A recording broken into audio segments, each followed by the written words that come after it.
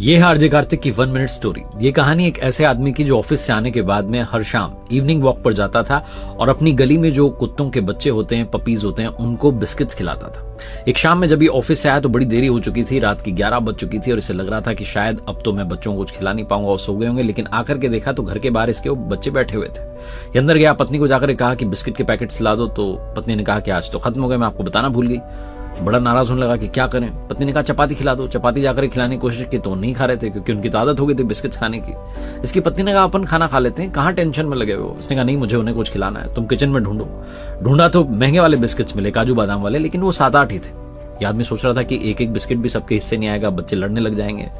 इसने पर्दा हटा के देखा तो बाहर अभी भी बच्चे बैठे हुए थे। इसने कहा क्या किया जाए। पत्नी ने कहा नहीं, खाना खा लेते हैं। उसने खाने की थाली पत्नी ने सामने रख दी।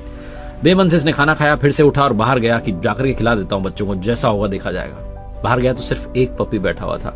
उसको जाकर के 7-8 बिस्किट्स जितने थे सारे खिला दिए। उसका पेट भर गया, वो खुश होकर के चला गया। और याद में अंदर आते हुए सोच रहा था कि ऐसा ही तो हम इंसानों के साथ होता है। कई बार हम प्रतीक्षा ही नहीं करते, हम सोचते हैं कि नहीं मिल रहा है तो ऊपर वाला हमें कुछ देना ही नहीं चाहता, बेकार है। हम बहुत कुछ उल्टा सीधा बोलने लगते हैं, उन पर से भरोसा तोड़ लेते हैं। लेकिन हमें भरोसा करना चाहिए, क्योंकि क्या पता परमात्मा हमारे लिए बेहतरीन लिख रहा हो और हम बेहतर ही मांग रहे हो।